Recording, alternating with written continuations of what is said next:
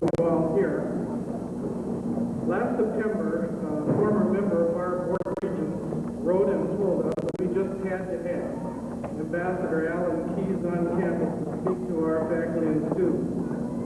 That he was a gifted speaker and a man of great vision and considerable ethical commitment.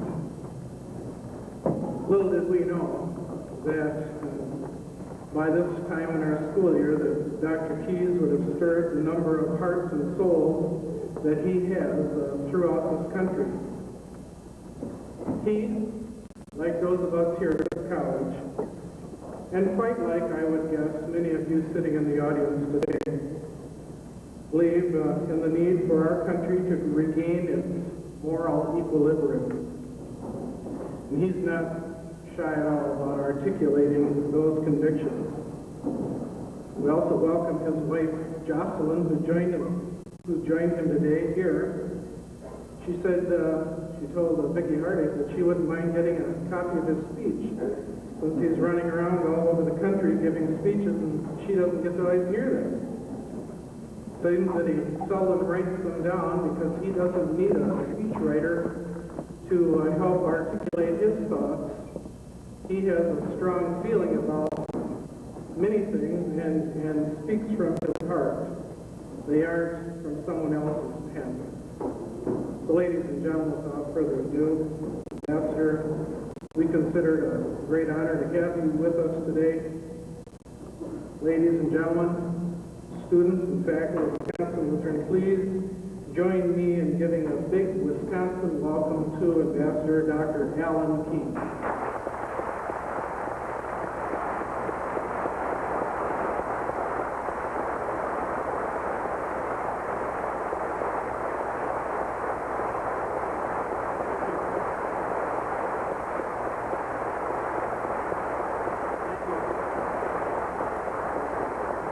Thank you very much. John, it's customary for folks to begin their speeches by telling people that they are pleased to be here. With the grueling faith I've been keeping, I would have to honestly tell you that sometimes I feel a little ambiguous about that. But only from a very individual point of view, because in fact what I have been experiencing, particularly in the last several weeks, has given me a burst of hope and enthusiasm about this country that, to me, has been enormously inspiring and uplifting. And it's not, by the way, because I think that the country faces any problems that are less serious than I thought they were several weeks or months ago. It's because, like a lot of Americans now, I think I have realized as I go around the country that what seemed as if it were a situation when you look at the television talk shows and watch the movies and the TV shows, I mean, you really think that America had already fallen over the abyss. Meaning, not to be too partisan about it, if you simply listen to people in the Clinton administration, you might think that. But as I've gone around the country, and as I've met with Americans who have responded to the kind of message I've been articulating in the course of my visits to different Republican and other gatherings around the country, I've gotten a view of America that I think is closer to the truth. An America that is in fact filled with people who are still working their hearts out. Not perfect human beings. Anybody perfect in here? Please raise your hand. No? Didn't think so. I don't care how perfect people. I don't encounter people who think that on any given day of the week they are without wrong or sin or difficulty. But I encounter a lot of people who still understand the difference between right and wrong, who still want to live with respect for that difference, who still want to raise decent children who will know the difference and respect the difference as best they can, who want to be good mothers and good fathers, who want to live in decent families and decent and strong communities, who understand that the source of that decency has to be their own self-discipline and respect for God, and who are not willing to give it up. I've met a lot of them.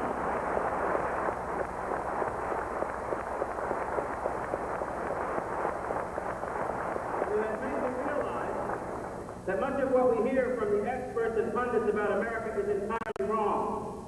It may be that there is much corruption in our self-perception because of the media and because of intellectuals and other folks who are telling us that that we are far gone.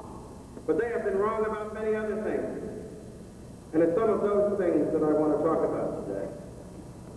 When I declared my race for Sunday a week ago, I talked about the fact that over the course of the last several decades, we seem to have strayed a lot from the basic principles that this nation was founded on. And it is, in the next few minutes, those principles that I wish to talk about. Frankly, I can say that absent the presidential business and politics, this is what I would have talked about anyway. Because I think that it is the profound and fundamental issue of our day. Every now and again, as Americans, we are called upon to go back to our founding principles, to re-examine their meaning, to reapply their significance to the challenges of our contemporary life. We can go for some decades, we can go for a generation or two without doing it, and then for whatever reason, an issue arises, a great crisis comes upon us, and we have to return and re-examine what as a people we are all about.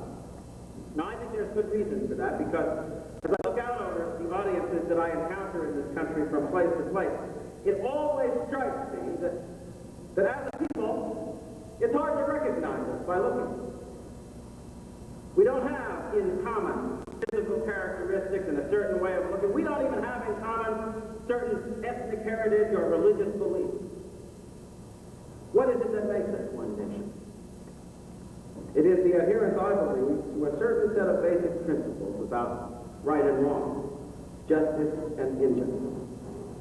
Those principles were set down in the beginning by our founding fathers. And they have remained as a challenge to every generation of Americans. A challenge which at one and the same time can encourage great difficulties and contradictions, but which can inspire great hope and great unity. But which we can never abandon, and which we are haunted by in every generation, because it is the challenge of our American identity. Those principles were never better summarized than when Jefferson put pen to paper in the Declaration of Independence. We have, over the course of time in America, repeated the words of the Declaration quite frequently. Though I have to confess, I wasn't hearing them as much in recent years as I did when I was growing up. I'm not even sure that our children hear them as much in school as they used to. And I bet we can all guess why.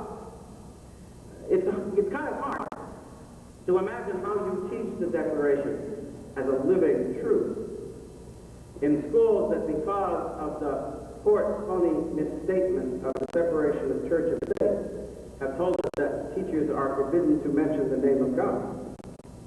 Because the American truth is that you cannot think about the Declaration without mentioning the name of God. God appears right in the first paragraph, when the founders of the country are explaining why it is that they felt it was necessary to dissolve their ties with Great Britain and to, as they put it, assume among the powers of the earth that station to which the laws of nature and of nature's God entitle them. Now, in a school system that tells us that we can't talk about God in the classroom, it is not possible to teach the Declaration as a living truth. It is only possible to teach it as a dead artifact of history. But if that document which states our principles as a people is dead, then what has become of our moral agenda? I think it's time that we went back, and in spite of all the injunctions that we mustn't talk about God and the Creator in public places, I want to talk about the Declaration in this public place. And I want to do it in a way that doesn't repeat the words like they were some kind of meaningless mantra. You know, the people who get involved in Eastern meditation, sometimes they'll give you a meaningless syllable that you're supposed to repeat over and over again. And it makes you feel better, I'm told. You can reach your point of balance and equilibrium, help to slide you into contact with the great nothing or whatever. But there are those people who want us to treat the words of the Declaration as if they were such a syllable. If we repeat them over and over again and don't pay too much much attention to their meaning, it will make us feel better. I would like to stop that meaningless repetition and let's look at what the Declaration says. The words are clear. We hold these truths to be self-evident, that all men are created equal, that they are endowed by their Creator with certain unalienable rights, that among these are life, liberty, and the pursuit of happiness, that to secure these rights, governments are instituted among men, deriving their just powers from the consent of the governed. What's remarkable about that is that in the days before radio and television cameras, Thomas Jefferson actually managed to reduce the whole statement of America's basic principles and identity to a 20-second spot. It's really amazing. Do you realize that everything we need to know to understand who we are and what we are about, every principle from which are derived all of the liberties and freedoms we take for granted and enjoy, they're all stated in that basic statement of principles. It's the reason why we have due process. It's the reason why there are elections. It's the reason why we talk about representation. It's all stated right there. Because as human beings we have certain rights. Because all powers must respect those rights, including the most powerful governments and individuals on earth. Because no government can act with justice or legitimacy that does not respect that kernel of human dignity. But then there's the embarrassing fact. Comparatively to those people who have interpreted the separation of church and state to mean a separation of God from this country. The embarrassing logic of the Declaration, which is not a denominational logic, not a religious logic, the logic of our civic principles is very clear. Our rights don't come from constitutions. Our rights don't come from legislatures. Our rights don't come from even our own determination to defend our freedom. Our rights are an endowment from the Creator God. And they belong to us as a result of His will and His determination.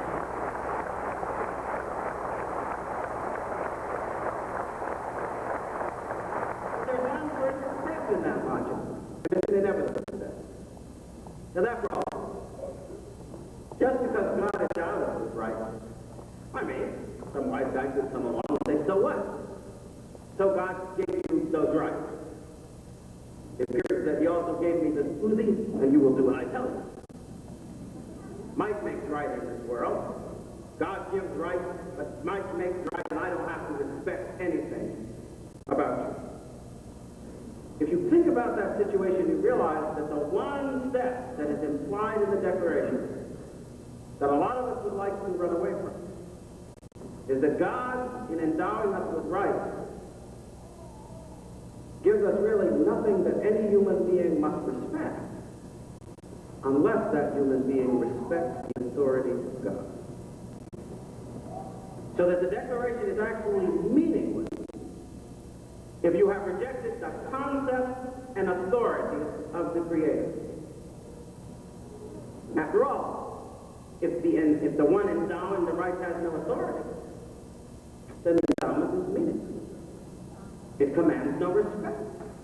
And if it commands no respect, then it means nothing in terms of the legitimacy or illegitimacy of government power. So the premise of the Declaration is simply this. Yes, you have freedom. You have rights. Those rights come from God. They must be respected because of the authority of God. Therefore, freedom is based on what? It is based on respect to the authority of God. Now, you see, that's part of the logic a lot of people would like us to forget today. It's part of the logic that connects freedom with respect for law and the ultimate authority of law. It used to be taken for granted in America, that connection. It was rare that political figures would get up and talk about freedom without talking about respect for law. It was something that was so common that at the earliest stages of their careers, American politicians understood it. Take as an example Abraham Lincoln. Gave a famous speech in his youth to the young men's lyceum, 1837 or 38, I think. He was just a young politician, late 20s. And said in that speech that America would either live for all time or it would die by suicide. That we would not be overcome by some foreign invader. We would be overcome when as a people we lost our basic respect for the rule of the intimate connection between freedom and respect for basic authority, this country would perish. We started to believe that freedom means doing whatever you please without constraint, without limit. That it means constituting ourselves as the measure of all things, as the source of all authority. When it means setting up our own desires and our own passions as the ultimate rule of life, then freedom and the society built upon it would become self-destructive, would die by suicide. I believe we've reached the day that Lincoln feared. The day when we would be tempted by a concept of freedom that was inherently self-destructive. And you know what epitomizes that concept? It's quite obvious. People often ask me why it is that I talk so much about the issue of abortion and the challenge that it poses in American life. But can you find a more clear example of the connection between freedom and self-destruction than that doctrine of choice that says we have the choice to reach into the womb of life and snuff it out before it begins? Is there a more destructive understanding of freedom, a more clear image of self-destructive freedom than that image of freedom that destroys life even before it begins? You see, one of the reasons we have to be so concerned with this issue of life and abortion is because it sets before us a corrupt concept of freedom. And if we accept that concept, we are accepting the self-destruction of our society. That's why when people try to make out that this is some kind of individual issue, I have to disagree. There are issues of private moral conscience in America. We all know this. Issues that have to do with certain religious beliefs and so forth that are entirely between ourselves and God. And in that category, in our time, we generally tend to place a lot of other matters too, like sexual relations between adult human beings. And we'll put them over there, and some of us will approve or disapprove, but in our hearts we'll say what goes on between those people is between them and God, and we may think we know how God is going to judge it, but we'll leave that to him. It's a matter of private conscience. But there are other matters that have tried over the years in our history to masquerade as matters of private conscience, but which, when we think them through, we realize are matters, in fact, of the deepest public conscience. You can go back into the 19th century, you'll see such an issue. It was called slavery. A lot of folks want to forget that slavery presented itself as a matter of private choice at one time, where people stood up and said, well, yeah, I disagree with slavery. I think it's wrong. In my heart, I know that enslaving other human beings is incorrect, but I can't interfere with somebody else's property rights. And therefore, I have to leave that institution alone. That was the pro-choice argument of the 19th century.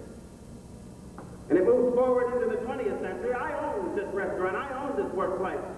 And I get to decide who eats here and who works here. And if I say that those black people can't come in, that's a matter of private choice and private conscience, and you have no right to interfere. We've been here before. And how did we decide these issues? We decided them when people of conscience stood up and boldly pointed back to the Declaration and the standard that it established for justice. And that standard was clear. And that standard said that as a fundamental premise of our lives and our society and our way of life and our free and representative government, we believe that all human beings have certain rights that all human powers must respect. And that is not a matter of private conscience. It is not a matter of private choice. It is a matter of public duty and obligation and principle.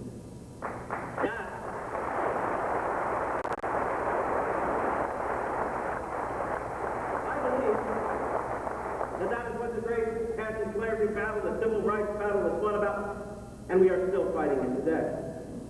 But of course, to understand that, where the pro-life issue is concerned, what do you have to do? You have to reason through one key point. I do this all the time. I like to ask people, do you accept the Declaration as truth or not?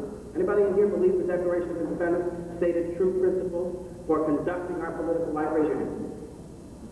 See, I believe that generally you ask that question, most Americans will nod and say, yeah, I believe that. That's right. What about the consequences? Do we accept the consequences?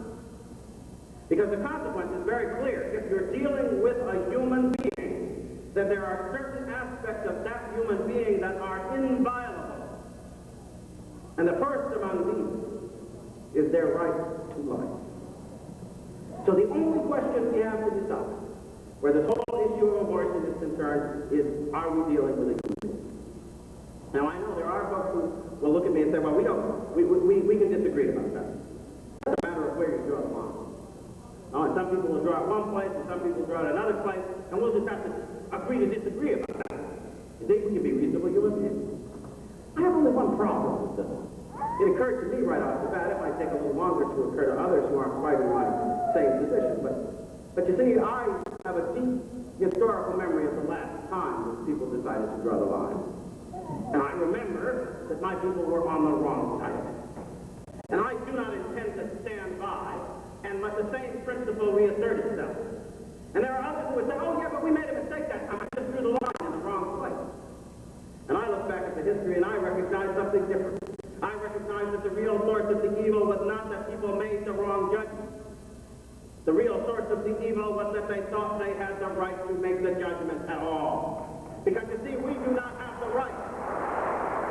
We do not have the right to draw a line. And to say that on one side of the line are the human offspring and on the other side are the non-human. God drew that line. And all we have the right to do is respect it. And so we look around the world, we look for signs. Now what's the sign of where God drew this line? I myself think it's actually fairly simple. I even think Jefferson suggested it to us in the Declaration. The language of the Declaration is the language of aristocratic entitlement. We are endowed by our Creator with unalienable rights. That word unalienable, by the way, is a very important word. It implies a limitation on your use of those rights. The rights cannot be used in such a way as to destroy the rights. You can't give them away, can't alienate them, can't suppress them, can't voluntarily give them up. A lot of people don't realize that. They say the word unalienable, they don't realize that it implies a restriction. It's the same restriction that was implied when a Jew came into his title. He came into lands and benefits and privileges which were unalienable, certain core of them, which went with the title, which were not his personal property, which he could not dispose of as he pleased. And similarly, when you asked an aristocrat, how do you come by this title? Would be like asking a human being, how do you come by this title of humanity?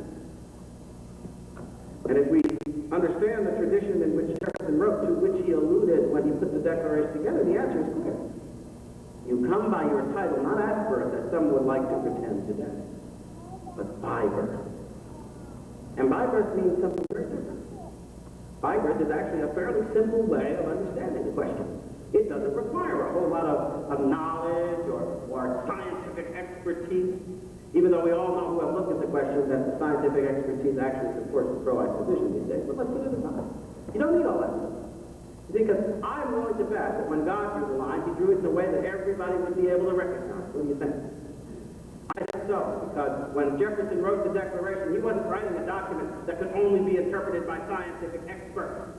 He was writing a document that stated boldly and forthrightly what he said were self-evident truths. Now, do you think that he could declare the self-evident truths and then tell us that when we went to apply them to human beings, where we drew the line was some obscure matter of scientific inquiry? I think that the line's going to be clear and evident to everybody. I think that the line is going to be right in front of our faces. I think that it is in front of our faces. The criterion of humanity is very simple. If your parents are human, you're a human. It's very simple. You come by your title by birth, just the way the aristocrats did. And there are some people who stand up to me and say, oh, this is, I suppose, for the sake of argument, but they'll say, but how do we know the parents are human? So you laugh. It does occur to me that at the moment that a mother is about to take the life of her unborn child, this might be a question we would pose to her. Because that's not really a humane act. But anyway, if you put the question to the mother, what do you think she's going to say? Are you human? I have a feeling I know what her answer will be. How about the father? Is the father human? I have a feeling I know what the answer will be there, too. So if we have doubts about the humanity of the parents, we can resolve them very easily, we'll just ask. And I have a feeling that humanity will prove to be what Hobbes said of intelligence. He had a very humorous phrase. He said that intelligence must be pretty well equally distributed because everybody's satisfied with the share that they got. And I have a feeling humanity is like that. And I have a feeling that in this whole phony debate we've been having over so-called pro-choice, we have simply been ignoring common sense. And that common sense is this. Dogs have dogs and cats have cats and human beings have human beings. And you cannot deny the humanity of your offspring without denying your own humanity. It is yourself you kill. It is your own nature that you deny. And if we deny that nature in the womb, then we have denied that nature in the world. And the Declaration means absolutely nothing. The foundations of this country are at stake in the abortion issue, just as they were in the civil rights issue and the slavery issue before them. And we can no more escape its implications than we can escape the shadow of our ideals and our principles. And you know, it's not an impractical matter either. I go through that whole argument because if you look around our society today, the very same corrupt concept of freedom that is involved in this issue of abortion is also destroying our families and haunting our streets with violence and destroying the environment for education in our schools. The very same assertion that as human beings there are no limits to our choices, that what we see is what we get, that if we need, if we want, if we desire, we have the right to trample on any right, to kill anybody in order to achieve our goals. Isn't this what drives the crime in our streets? Isn't this what drives the disintegration of our families? This radical selfishness that knows no boundaries to human choice based on respect for law. Well, it seems to me that it is quite clear from the consequences of this idea of freedom that if we go down this road, we are destroying everything that we hold dear. Look at what is happening to our family lives. Now, I am a black American, and over the course of the last several years researching my book, I've paid a lot of attention to what's going on in the black community. It's a community that epitomizes in some ways what I think is the travail of American society at large, particularly where the family is concerned. And the other day I saw a new set of figures that said that 36%, only 36% of the children in the black community are being raised in two-parent families. In the society at large now, the illegitimacy rate is up to 25%. That's pretty much where it was when Pat Moynihan declared a tremendous crisis for the family in the black community. And that means that there is a tremendous crisis for the Americans. And if we continue to march down the road of this corrupt idea of freedom as licentious, then our whole society will see the day when marriages crumble, and when children are no longer being raised by a mother and father who care for them. And what the studies tell us is when that happens, you get young men and women without balance, without equilibrium, more likely to commit suicide, more likely to join gangs and take drugs, less likely to be establishing stable families of their own, more likely to be involved in crime and end up dead in the streets. This is the future we are preparing for ourselves if we abandon our concept, our right concept of freedom. This is the future we are preparing for ourselves if we abandon the real logic of the Declaration, which was not only a logic of rights, but a logic of discipline and respect of law and fear of God. See, I think we are in a time now when we absolutely must begin to call ourselves back to that logic. To discipline our feelings. To discipline our emotional responses. To shut out the voices that tell us that our sentiments and our feelings are the only measure of right and wrong. And to understand that this country wouldn't even exist, and we wouldn't even be able to claim unity of the people if we have no respect for the principles that make us one. You listen to some voices these days. I was at a conference last night, in fact, where there was a panel and they were talking about voting rights issues. And there were some people who were standing up and they were arguing that our districts ought to be drawn according to racial and ethnic lines, and that everybody needs representation depending on the racial group they're from, or the ethnic group they're from, the religious group they're from. And I just sat there completely dismayed. Because my little experience of the world as I look around suggests that when people start to withdraw into their racial and ethnic enclaves, the result is not a nation united and strong. The result is a nation like Yugoslavia, torn apart and unable to survive. The result is a nation like Rwanda, where hundreds of thousands die in ethnic conflict. The result is a nation torn and riven, like Canada, by linguistic disputes that cannot be resolved. Is this the future that we want for America? Is this the meaning of our diversity, that we have brought people from every corner of the earth, from every creed, only to forsake the ideal of humanity set forth by our founders? I think not. I believe that we still have a higher mission.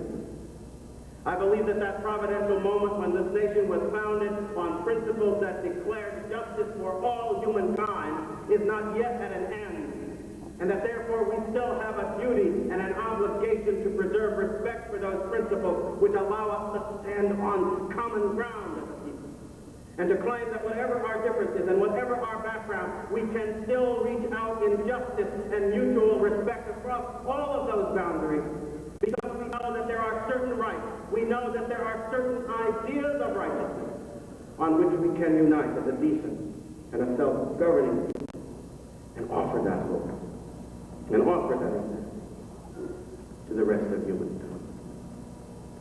To me, that is the meaning of America. I think it's why we're here. And whether we came here voluntarily or involuntarily, I think we came here by the will of God. He meant for us to do something special in this country. And contrary to what some people think, I don't think it was all about our material success. It's good. I'll admit, isn't it nice to live in a country that's successful? Have nice cars and nice clothes and nice houses to live in, and build enormous, impressive edifices, send rockets off into space, and have fantastic technology and computers, but do you really think that's why we're here? I think that there was something more noble and lasting that was set out as the destiny of this people. I think that there was something that was enough for young men and women who would never enjoy the material things of life to lay down their lives on the battlefields of our history. I think there was something that inspired the people to face the hoses and the dogs and the bombs in the south, and something that led those through the night who, against all odds and dangers, sought to lead slaves to freedom. I think there was something else at work. And when the founders of this country decided that they would put it all on the line, all the goods they had, all the wealth they had, they did not do it for the sake of goods, and they did not do it for the sake of wealth. They did it for the sake of a certain idea of our humanity. An idea that said that whatever our origin and our background, we had from the hand of God a certain nobility, and that it was possible to build society in which even the most ordinary people would taste the respect that was due to that nobility. And I think that if we are to move forward as a people, prosperous and united, that we shall not do it because we figured out how to arrange the dollars and cents. We shall do it because we have understood that what we really have in common is our common sense of that dignity, our common commitment to the laws of nature and nature's God from which it derives, our common willingness to be the people who will offer to humankind the hope that humanity can fulfill its better destiny. That is what this country is about. That is what this people is for. And I think we are called upon in this generation, as in every generation, to decide between that destiny and its failure. And I have hope, as in every generation there has been, that we shall choose aright, as our fathers and our forefathers did. The ones who lived and died for this struggle. The ones who laid the groundwork for that success that has me standing before you here today. The equal of any new and innocent. That is our dedication. That is our purpose. That is our cause. And in that cause we can unite across every line that divides us to be the people we were intended to be. One nation under law. One nation under freedom. One nation under God. Thank you very much.